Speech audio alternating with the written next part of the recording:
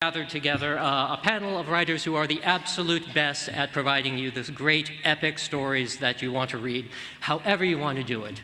Ink on paper, pixels on a screen. And I'd like to introduce you to them right now. Starting up, we have Joe Abercrombie.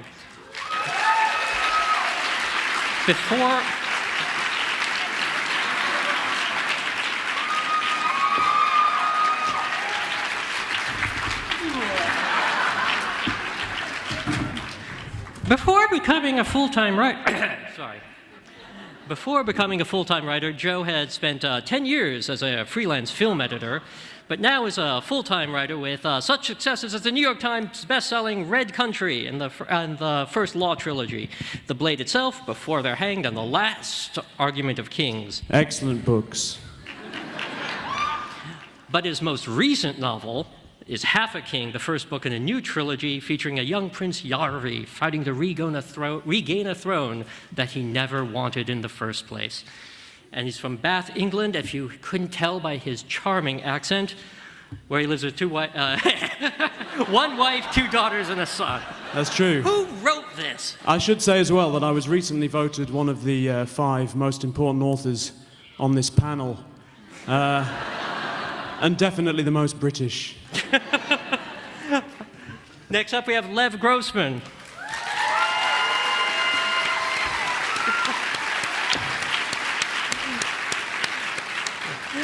Lev is the author of the New York Times best-selling Magicians trilogy, which is published in 25 countries. On August 5th, golly, that's soon, Viking will publish the final novel in that trilogy, The Magician's Land.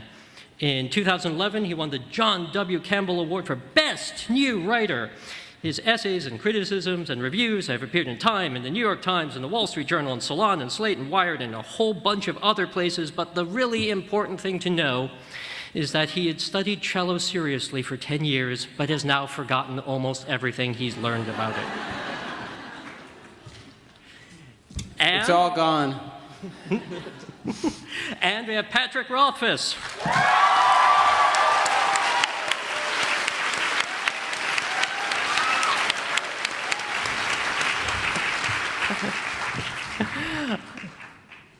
Sure. I'm sitting in your chair. Okay, you go to that chair. Pat Rothfuss currently lives in central Wisconsin, where he teaches at a local university. The second book in his King Killer Chronicles, The Wise Man's Fear, hit #1 on the New York Times bestseller list. He's the winner of several awards, including the David Gemmell Legend Award for Wise Man's Fear. He is currently... I was robbed. Robbed. And is currently at work at on his 3rd novel, and he has recently been named by me possessor of at least one of the top 3 beards on this panel.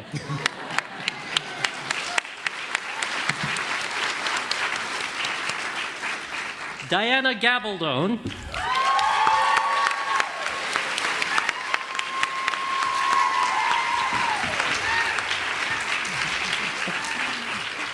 I'm sorry, which one of you on the panel is Diana again? Oh, the woman, okay. The one with breasts? Before becoming a writer, Diana spent many years as a university professor, holding degrees in zoology, marine biology, and a PhD in quantitative behavioral ecology, making it statistically likely she is the smartest person in the room.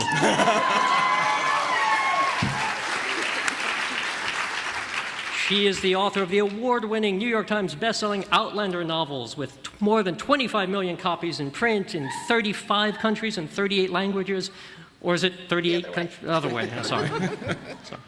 A series that has been described by Salon as the smartest historical sci-fi adventure romance story ever written by a science PhD with a background in scripting Scrooge McDuck comics. On August 9th, fans will be able to see Claire, Jamie, and the rest of their favorite characters come to life when Starz premieres the highly anticipated Outlander series, in which Diana serves as consultant and advisor.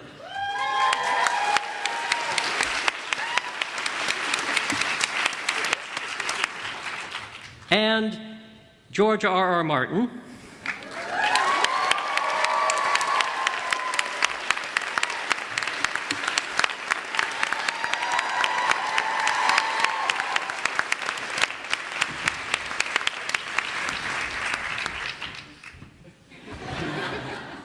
I have to read this. I'm contractually obligated.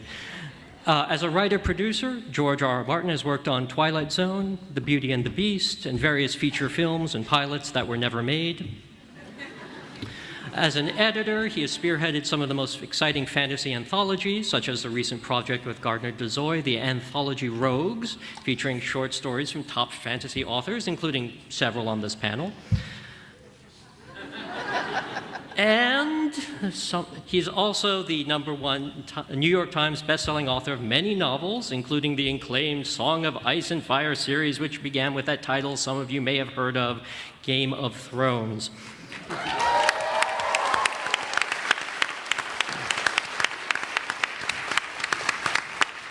In 2005, he was called the American Tolkien by a clever and erudite scholar and observer of the human nature.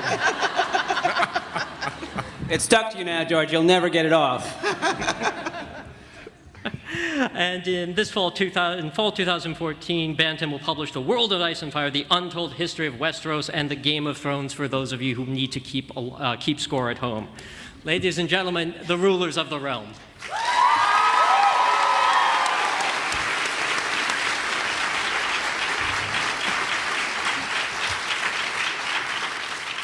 So we're here to talk about epic fantasy writing, and I think one of the wonderful things about epic fantasy when we put those words together, when we think about it, is we know that every story needs to have wonderful characters, and every story needs to have a beautiful setting. But in this style of writing, we up the ante that much further with the kinds of worlds that are built. And so I'd like to ask our panel what their approach to world building is when they go and concoct their stories. Start with Joe. Shall we start with you? Your approach to world building, sir. My approach to world building is similar to many other areas of my work. I make stuff up. That's got to be the first and the cornerstone of the approach. But I think also, you know, I do a lot of research is an odd word to use. It implies precision, but I read stuff, historical stuff. A lot of historical non-fiction, and that gives some sort of details which help to provide some authenticity to a world. So the rest I make up, some I steal, which really is how writing works as far as I'm aware. You steal the good bits and then you make a few details up. Ka-ching! I mean, has anyone really got anything to add to that? I don't see how. Diana, does that jibe with your understanding? Are we live? Yes, we are. Yes, absolutely. I decided to write historical fiction because I was a research professor. I knew how to look things up. Said it seems easier to look things up than to make them up. And if I turn out to have no imagination, I can steal things from the historical record. So yeah, it works really well. But I do have an advantage over these gentlemen in that I'm actually working with history. There's a lot more written about that, so there's a lot more to steal from. I work with history too. I just throw out the bits I don't like. Keep the good bits, file the serial numbers off, you know, give it a new name, and hey, it works just fine, you know? Lannisters, Starks, Lancasters, Yorks, hey. My God, I just got that. You're spoiling the whole thing for me now. Lev, how about for you in your stories, in the Magician's Trilogy? I recommend this to writers just starting out. You begin with Narnia, and then you systematically defile and degrade every part of it. Ka-ching!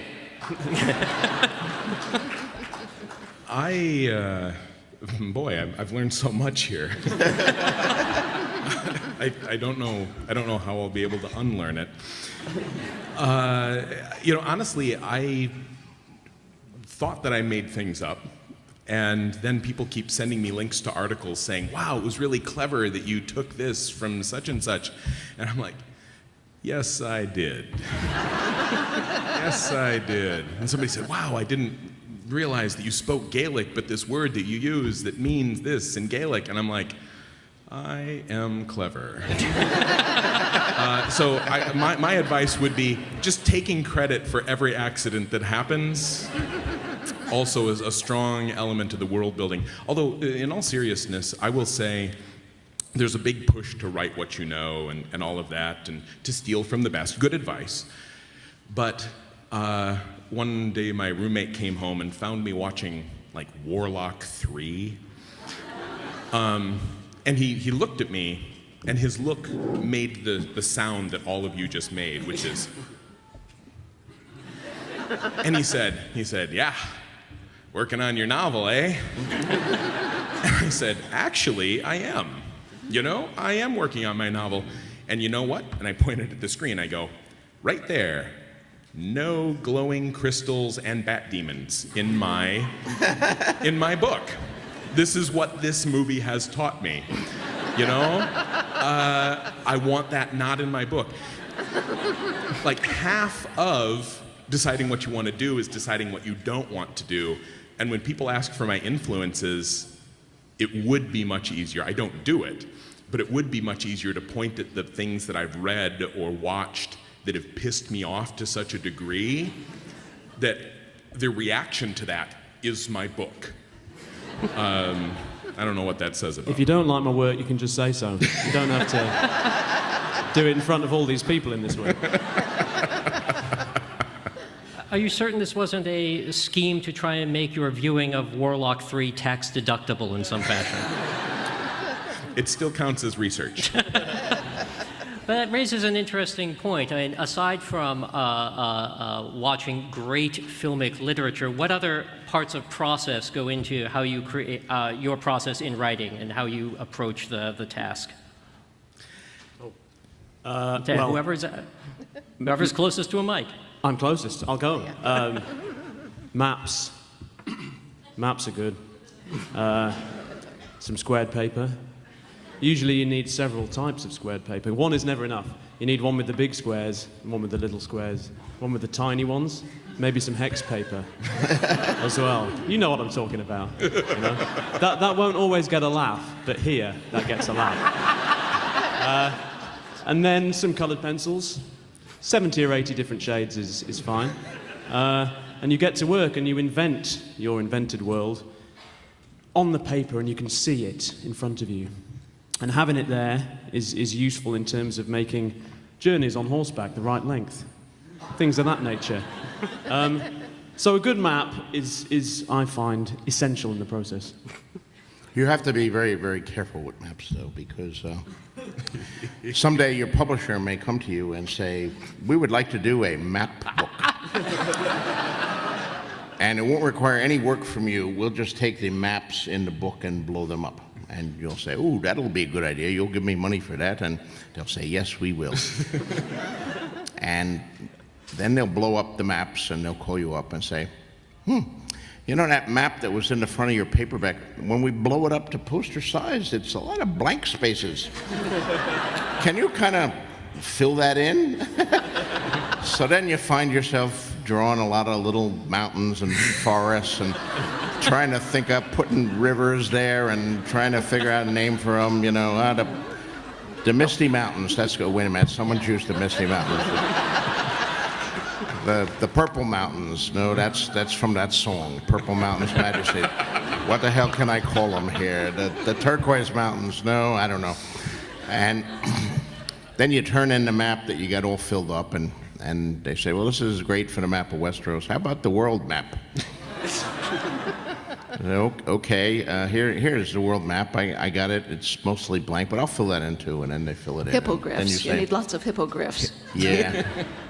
And I say, the city Karth that you have way over here on the edge of the page here to the east, there's a line in book 3 where like Karth is equidistant between east and west. So could you invent a similar amount of stuff to the east that you already have to the west? Oh yes, 17 new countries, and I'll call that the Pointy Mountain. No, I already used the Pointy Mountains. So maps can take more time than you think. By the way, if you want to know where a lot of fantasy maps come from, you know, take a look at any map in the front of your favorite fantasy book and turn it upside down. You know, my Westeros began as upside down Ireland. You can see the fingers of the Dingle Peninsula and stuff like that. I changed things. Yeah, you look at Robin Hobb's Six Duchies, it's upside down Alaska. It's really... Oh my God, George, really you're telling clear. all Yeah, the it's upside down Alaska. That's awesome. Secrets of fantasy writing. Yeah. Here's how I did my map. I go, okay, I've got the colored pencils, right? And I've got graph paper because... You got a 10H? Well, A 10B? The that'd full be- range. You need that'd be- all of them. That'd be telling.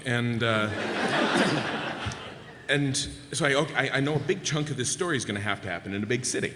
So I go, right, why do you have a big city? Well, it's usually a conflux of trade routes. Okay, so what makes trade routes? And I'm like, well, rivers are really influential there, and there's some political boundaries, but let's start with the river. And I go, so where do rivers come from? And I'm like, so I look and I'm like, okay, there's mountains, and then there's the lay of the land, and then there's aquifers. And I'm like, okay, so how does an aquifer work? And so I start doing this research, and eventually, that's the secret, is to effectively become infinitely recursive, and then 14 years later, you eventually finish your map.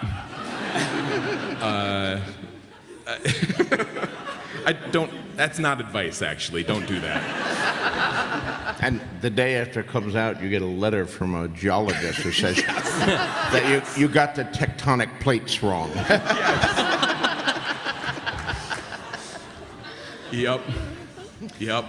I've always had a slightly passive-aggressive relationship with my maps. They're drawn by this really nice guy. He's an artist. He's in England. He happens to be my wife's ex-boyfriend. Oh my God! They're good. They're not good for. At least he's good for something. But there's a lot of sort of overt friendliness and then covert passive-aggressiveness. So I tend to cheat on my maps a little bit. In the books, if you ever find yourself in Fillory, don't trust the map. Well, I think, I'm sorry, go ahead. since we're still on maps, I obviously don't need to make up maps, which kind of puts me ahead of the game because I have no sense of direction anyway. But we were talking about process, and these gentlemen involve maps in their process, and I don't. I can, however, show you my process if you have 90 minutes to spare. 90 seconds. It's faster than that. I recurse also. No, what I need to start on any given day is what I call a kernel. Vivid image, line of dialogue, emotional ambiance, anything I can sense concretely. And I write it down, and I stare at it, and I take words out, and I put words back, and I move clauses around. And meanwhile, the back of my mind is kicking up questions. You know, what time of day is it? How's the light falling? And gradually, a scene begins to form from this. So on a cold day, that's one where you sit down and you say, I knew how to write yesterday, I have no idea today. This happens to everybody, believe me. And so on one of these days, I picked up a Sotheby's catalog of 18th century Scottish crystal and silver. Flipping through it, here's a nice crystal goblet with incised thistles. I said, fine, that's my kernel for today. So I mentally set it before me and started writing a line. And I'm saying, crystal goblet, do we need crystal? Yes, we do. It is a crystal goblet. What am I going to do with thistles otherwise? The light fell through the crystal goblet. Of course, it's transparent. The light will pass right through it. The light fell through the thistle incised. No, that can't be right. That can't be right. I'm wrong rhythm. It fell through the crystal goblet with its incised thistles. Forget the thistles. This is not working. The light fell through it, but it's blue light. It's blue light. It's winter. It's coming in very low. It's the light you get at 3 a.m. or 3 p.m. on a winter afternoon. The blue light of a winter afternoon fell through the crystal goblet. This is too many clunky adjective nouns. The soft blue light, no, it's not. It's a really hard edge. There's snow outside. Yeah, the cold will get the snow in there. We don't need the snow. The cold blue light of a late winter afternoon. Yeah, it has to be late. The sun is really low. The cold blue light of a late winter afternoon. That's working pretty well. Fell through the crystal goblet, and then, well, what did it do? Well, it fell on the table, of course. What else is it going to do? Oh, it's a table. It's sitting on a table. Okay, the cold blue light of a late winter afternoon fell through the crystal goblet and, well, fell on the table. It sounds like I went thud, and that can't be right. Yeah.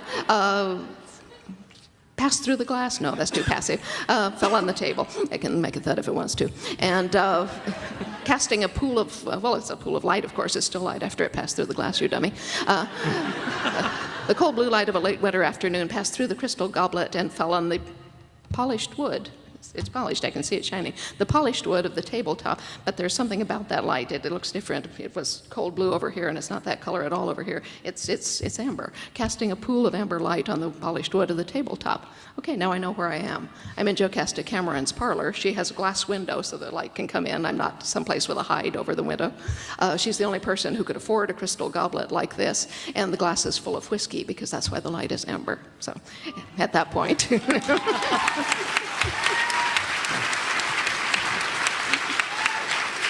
That's how it works. It's slow, but we get there. You have a fascinating scene, yes, but I have a handful of hex paper. So, you know, yeah, you do things your way if you like, but... It casts an amber light on the graph paper.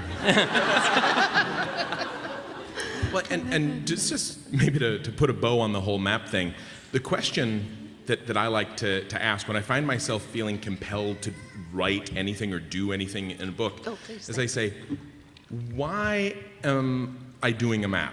Thank you. And if the answer is because I like maps, that's okay. But then I'm like, why should I feel obliged to have a map in my fantasy book? And the answer is usually, well, you just kind of do with secondary world fantasy. And then you go, well, why is that? Well, because everyone does. Well, why does everyone? Well, Tolkien did. I would suggest the answer is so people will know where things are. Well, and that helps. But I actually think, That's too easy, George. if you trace it back, Tolkien, is kind of the granddaddy of fantasy, and his shadow is long, right? But why did Tolkien have a map in his book? Because there was a map in his book, in the story. It was a part of the story. And so when they bring out the map, and Thorin is there, and they're in Rivendell, and Elrond says, oh, moon letters, you go, oh, wow. And you flip and you're like, there it is, it's here, I get to see the map that they're seeing. And so Tolkien had the very good reason for putting that in there, and of course, it gives you the sense of progress and the ability to engage with it. But the reason he did it is not necessarily the reason you should do it. If you're just kind of following in the tradition without thought towards the ultimate purpose and how it serves the story, you've left the path of wisdom. That's my second Tolkien quote, right? And similarly, a lot of people follow in Tolkien's footsteps. You think, if I'm writing a fantasy novel, I need to have a bunch of created languages, because Tolkien did it, and it's kind of become a tradition. But Tolkien didn't do it for tradition. He did it because he was a language geek, and that's what he loved. And I am not a linguist, and so I need that to make my world realistic, but I don't geek out over it. I'm a geek for currency. And so my economy, I actually have it all worked out, and that filters into my books. And so that's important. Nobody ever spends money in Tolkien's books because he obviously didn't care. That wasn't a thing for him. And so when people ask about world he did care when they stopped paying him royalties in the pirated edition. That would have come out in the sequel. Yeah. But when people say, what should we do? I say, you're a geek for something. And if that's like herbology or like the nature of the night sky or plate tectonics, it's like revel in your geekery, roll around in it, and make that a part of your world, because that will be really interesting to the people reading it because you're interested in it. Whereas if you try to do something because you feel like you're supposed to, I don't think that's the best way to really enjoy yourself and make a vibrant world.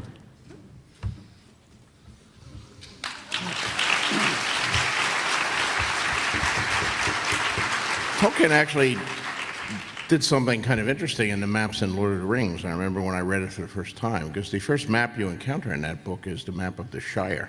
Yeah. And of course, it fills the entire page. Here's the West Farthing and the South Farthing and the East Farthing and the North Farthing, very imaginatively named, and Hobbiton in the middle of it, and and you're reading it, and it's like, okay, I'm reading a book that's set in this world called the Shire, and this is a big place, and he's talked about how the people in the North Shire or the North Farthing are different from the people in the East Farthing, and the ones who live near the river are kind of peculiar. And you're thinking, well, all of this is obviously very important because he's devoting so much time to it, and there's a map. And then they leave the Shire.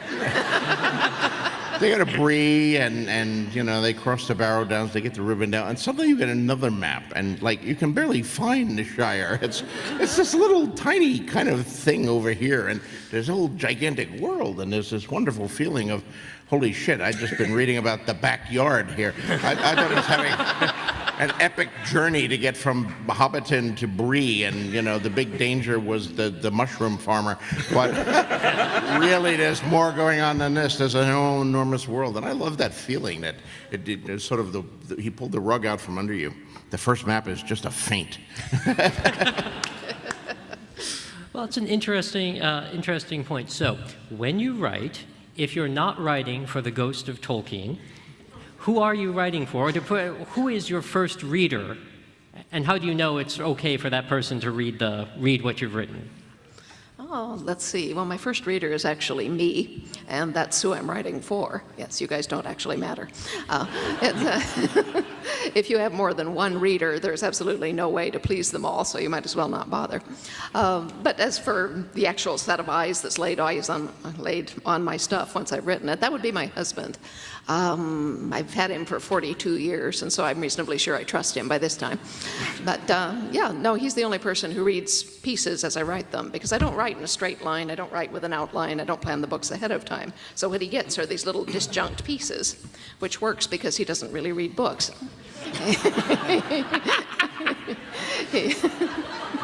He does read, but in short, disjunct pieces, which means that he has trouble with novels.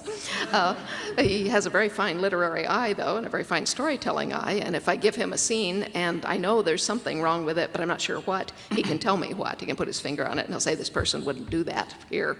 They might do it someplace else, but they didn't do it here. And I'll look and say, yeah, you're right, okay, no problem. So yeah, he's very valuable.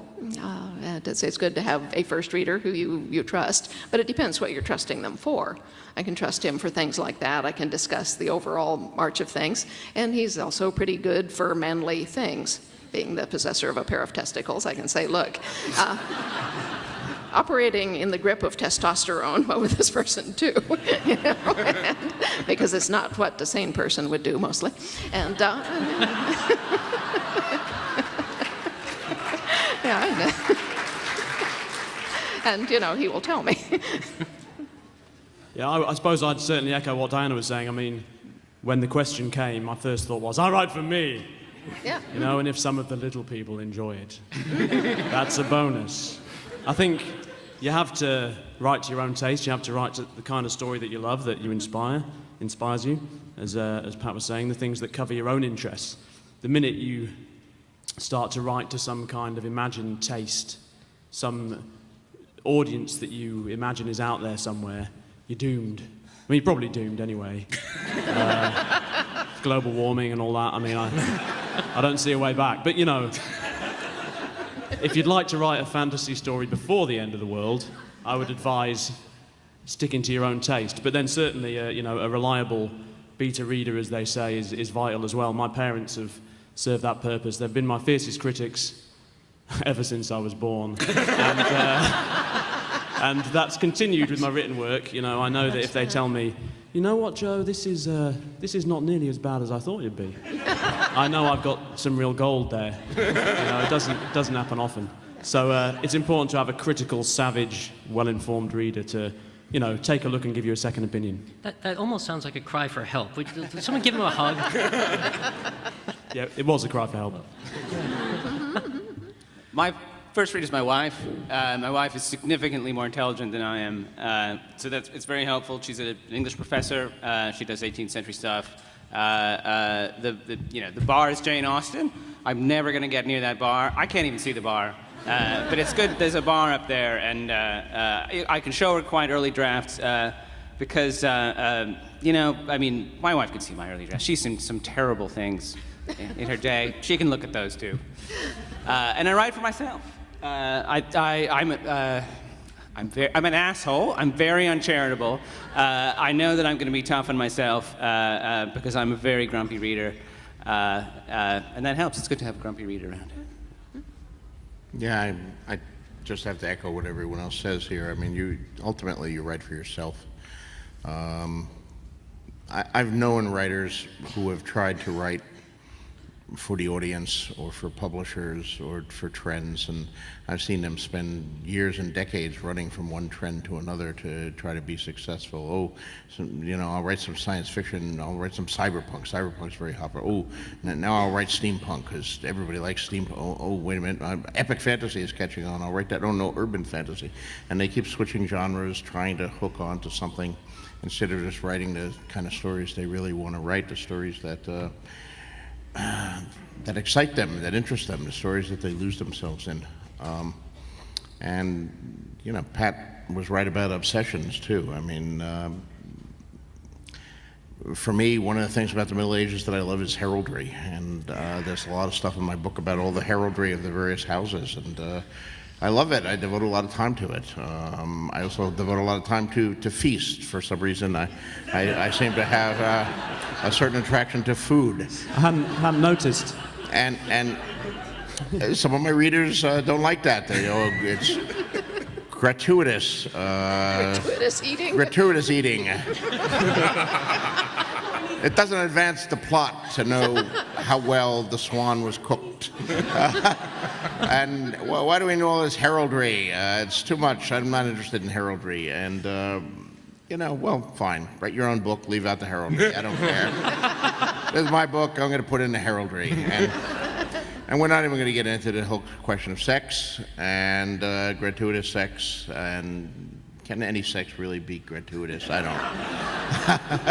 don't think so. But no, you write the things that interest you. You use someone who was really interested in plate tectonics. I don't think I'd be lined up to buy that fantasy about a lot about plate tectonics. But if that's what floats his boat, hey, maybe he'll make me interested in it. Yeah, and you hope that your own interest is contagious. Now, I'm delighted that I get to be contrary here in terms of the write for yourself.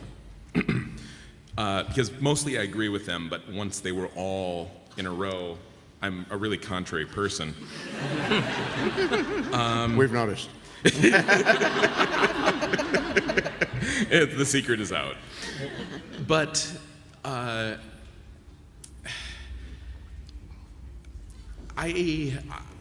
have for the first book, I probably had 200 or 300 people beta read it.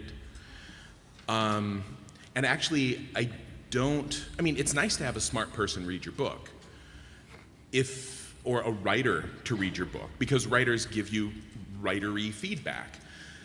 But actually, I don't aim for that. I don't want writers to give me feedback, because generally speaking, I'm not writing a book to be read exclusively by writers.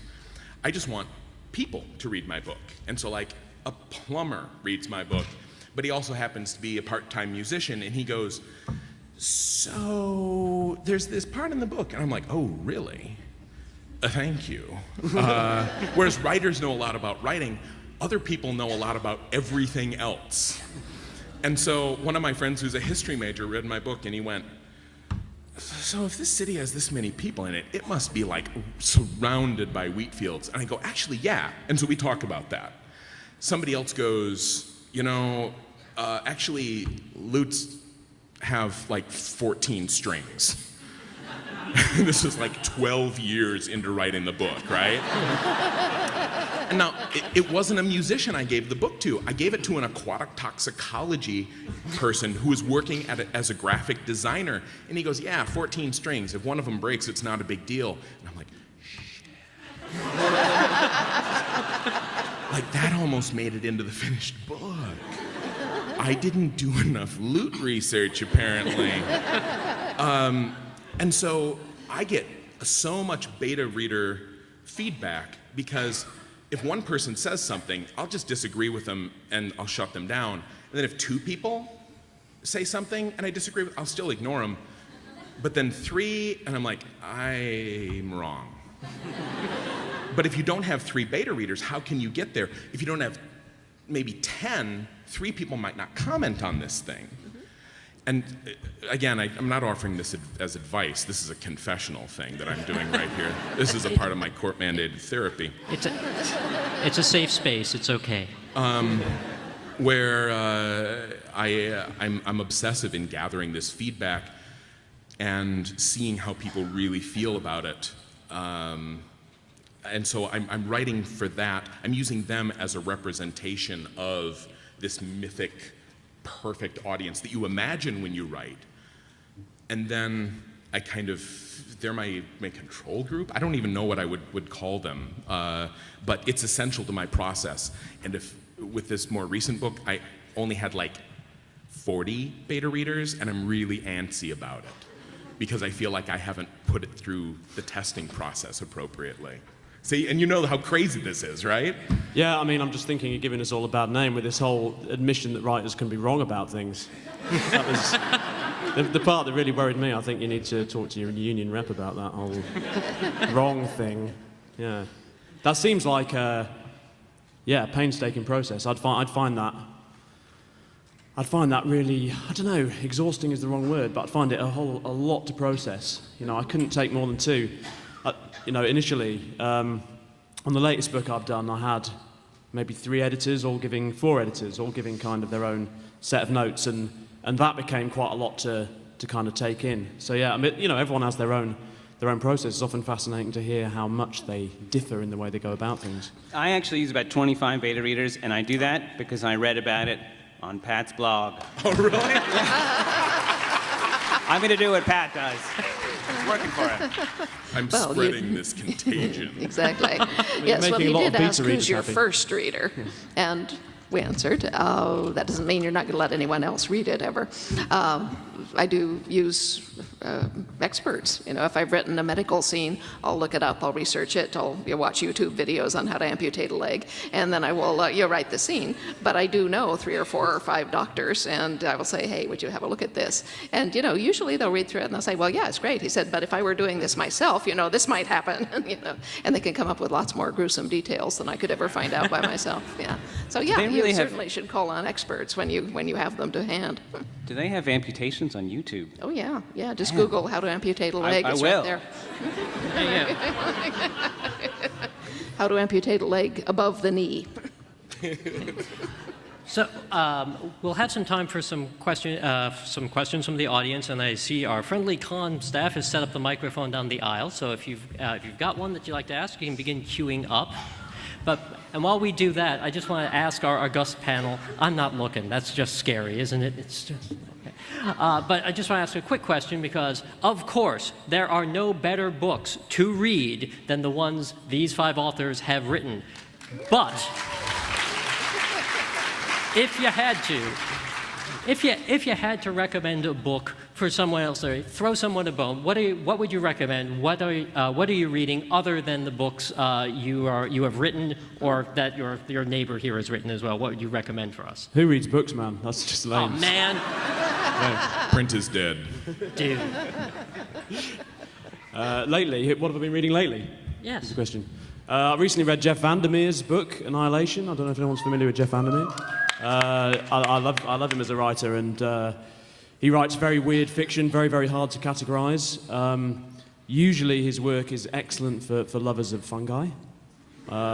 So if you like mushrooms, possibly intelligent mushrooms, he's the writer for you. And he recently finished this quite unusual 3-volume trilogy.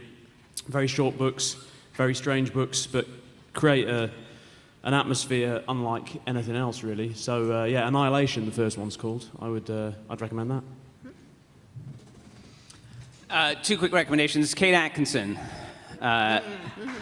When I heard she was writing a non-Jackson Brody book, I threw my hands up in disgust, and then I went and bought it anyway, and it was fantastic. Life After Life. Just unbelievable tour de force.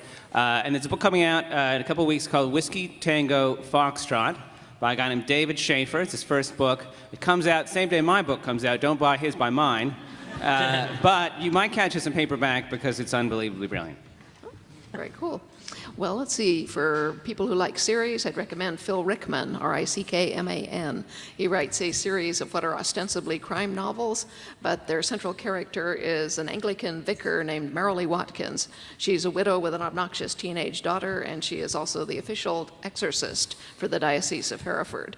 And there's a strong supernatural element that weaves through the books, along with a lot of other stuff. But for a single book that I'd recommend, the best thing that I've read in several years, it's Christopher Brookmyre's Pandemonium. That is just the most brilliantly constructed and imaginative and intelligent book I've read in 10 years, probably. Well, this is, I'll go more to the classics here, or older books anyway. This is an audience of devoted to fantasy, so I assume you guys all know the classics of fantasy. If not, you should certainly repair your education by reading Robert E. Howard, by reading J.R.R. Tolkien, by reading Fritz Leiber and his Fafhrd and the Grey Mouser books, and especially by reading Jack Vance, who is not as well known as the other three, but to my mind is the fourth great pillar of on which epic fantasy and sword and sorcery rests. Kugel the Clever and the Lioness series in fantasy and all his numerous science fiction is worth reading. For epic fantasy, I also recommend reading straight historical fiction. There's the works of Bernard Cornwell, who I think writes better battle scenes than any writer who has ever lived. And his battles are amazing, and his history is amazing. There's, for other great historical books with also a lot of humor and sex and adventure, George MacDonald Fraser's Flashman series about a rogue and ne'er-do-well and coward and seducer who blunders his way through all of the Victorian war, all of the wars of Victorian England, and enormously entertaining. Thomas B. Costain, best-selling historical novelist of the 50s. His nonfiction 4-volume History to Plantagenets is full of stuff that fantasy writers can steal from, and was also immensely entertaining, but also his books, some of which were made into bad movies or mediocre movies, but the books are better. The Black Rose, The Silver Chalice, many other things. In respect to the world building, I got to mention Tim Powers. I'm cheating here. It's not the books that I'm reading right now, but, and you mentioned, you were irritated that the author wasn't writing what you kind of wanted next. I was excited to get a Tim Powers book, and I pick it up, and 6 pages in, I'm like, did you write a freaking spy novel? I'm like, I could not give less of a damn about your spy novel. And then like 8 pages in, I'm like, oh yeah. But in terms of world building, it's set in this world, and he starts with like the Bible and Shakespeare and real things and Mount Ararat, and then eventually I'm like, there are like Jan protecting the borders of Russia, and I'm like, as in like Jinn, genies. And I was like, well, yeah. And I'm like, wait, no. I know this is probably not true, and this is true, but where the hell did you make that connection where I didn't realize you were leading me down this path? It's amazing. It's amazing. It's called Declare. I'm also reading the Laura Ingalls Wilder books because I have a little boy, and they should actually be named The Adventures of Pa Ingalls, Pioneer Badass. Because I'm like, really? And you'll learn a lot about world building there too. It's just keeping your eyes open. You can find this stuff anywhere, because talk about building a world. I live in Wisconsin, and I have learned things about pioneer Wisconsin reading these books. And I'm like, wow, I guess I can make cheese now. Just stunning stuff. And it's extra good if you have a kid. Will come in handy when the zombie apocalypse comes, your cheese-making skills. Ding. Yeah. So should we take some questions? I think we should. Hi. I just want to, first of all, say that I've read at least one of each of your books, and thank you for bringing in a world today when things are kind of tough, a world that we can escape to. So thanks for that.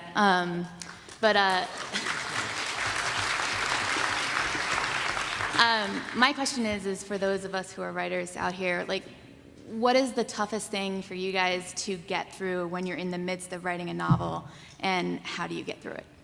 Inertia. Yeah. I mean, the longer you go without writing anything, the harder it is to start again. So you keep going, basically, is the answer. And what happens when you're totally stuck, you don't know what to do? You write anyway. That's it. Yeah. I personally find that the hardest bit is getting through that long period between the first sentence and the last, when you hate the book and yourself. You write the first sentence and it's like, this is the best first sentence I've ever seen. And then the second sentence, oh, now we're running into trouble. And then, by the quarter mark, you're kind of thinking, I hate myself. I'm an awful writer. I've never written anything good. I'll never write anything as good as that last book again. And I say to my wife, it's never been this bad before. She says, it's like this every time. For God's sake, shut up. And then when you get to the end of the book, you start to, once again enjoy what you're doing and think, this is good. Why did I ever doubt myself? So it's just keeping ahead, keeping on, and sort of not getting into a slump, not getting down on yourself and the work, but just trying to forge on. I think that's what I've learned to do. Thank you. Thank you. Rise, sir. Hey. Ask your question. I'm also a big fan of all of you. And my question relates to what Lev was saying about Jane Austen. And part of what Jane Austen does is explore at the onset these flawed relationships and then get to the companionate ideal. And I was wondering, given that all of you have these great relationships in your books, and thoughts on love, what is really your, this kind of a super broad question, but what's your understanding personally of love, and how do you explore kind of the unhealthy and healthy relationships in your own books? I've explored a lot of unhealthy relationships in my life. I'll answer that broad question with a broader answer. Make a lot of mistakes in your life. And the earlier you make them, the more useful they will be to you, and the more forgivable they will be from your peers and the police. But we learn through failure and mistakes. And so if you do everything really carefully and properly and right, you actually you don't have the motivation to evolve that fuck-ups like me do, And so you screw things up, you take your lumps. I mean, who here knows what a broken arm feels like? I don't, actually, so I have to fake it. But I would probably write that a little better if I had climbed more trees as a kid. So just, do it. Get out there. Don't just write. Do crazy stuff and get your heart broke a couple of times. That's bad advice. Don't listen to that. You can't hold back. One thing I discovered when I started writing fantasy, my first 2 novels were not fantasy. Fantasy is raw. There's a lot of really naked emotion in it, and you can't hold back. You have to be very honest in fantasy, even when that feels painful because you're maybe coming into contact with sides of yourself that aren't your favorite sides. You can't lie in fantasy because everybody will know. Mm-hmm. Yeah, no, that's dead right. Honesty is also the key to real-life relationships and so forth. Though the best key to a happy marriage is to pick the right person. I've been given, lucky enough to have been given 2 really great pieces of writing advice. One was from my mother, which was be honest, be truthful. Always think, is this true when you describe something? Does it look like that? The other one, great piece of writing advice I try to live by, is every morning, get dressed. It can be a problem for writers. No, wait a minute. I wrote many of my best work in a red flannel bathrobe.